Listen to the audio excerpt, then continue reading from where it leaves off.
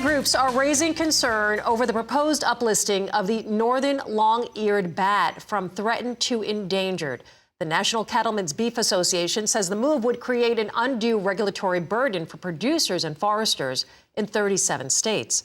Associate Director of Federal Lands for NCBA and the Public Lands Council, Sigrid Johannes, joins us now with further perspective.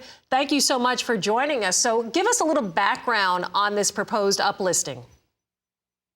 Thanks, Suzanne. So the bat is currently listed as threatened, and the Fish and Wildlife Service is proposing to bump it up to endangered.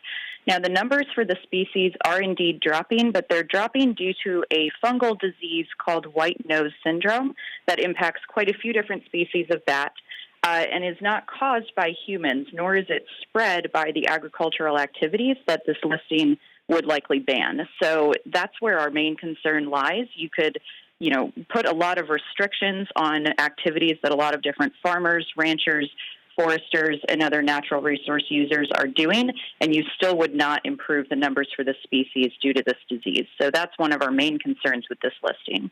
I was going to ask you if you could expand on that, the type of impact that having this bat listed as endangered, that the impact that would have on producers and foresters. It would be preventing them from doing certain things, I assume. Certainly it would. It would have a big impact on the types of active management that producers are allowed to do in forest spaces.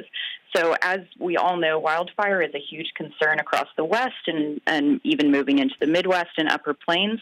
This listing, the restrictions that it would come along with, would prevent producers and other resource users from doing the kinds of prescribed burns, tree cutting, livestock grazing, clearing of fine fuels, all of those tools and techniques that are really important to reduce wildfire risk in those areas.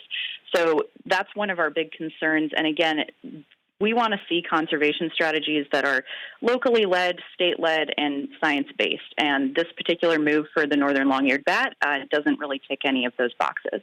What kind of region or how far does this bat cover as far as location in the United States?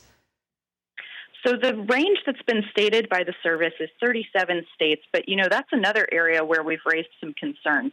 There are quite a few states, the Dakotas, for example, and some other parts of the Northern Plains and Upper Midwest that are listed in the range right now that don't actually have any documented population of the northern long-eared bat. So our suspicion here and what we've asked Fish and Wildlife to take another look at is that there are quite a few states caught up in this unnecessarily wide net that don't actually have a population of northern long-eared bat and therefore should not be subject to this particular listing. The range of the species does sort of go down that middle stretch of the country moving east. But again, there are a lot of other bat species that are frequently mistaken for this one, and we are sort of pushing back and questioning on whether that 37-state range is really accurate. Well, we'll be keeping an eye on this issue. Thank you so much for your insight. That's Associate Director of Federal Lands for the National Cattlemen's Beef Association and the Public Lands Council, Sigrid Johannes. Appreciate your time.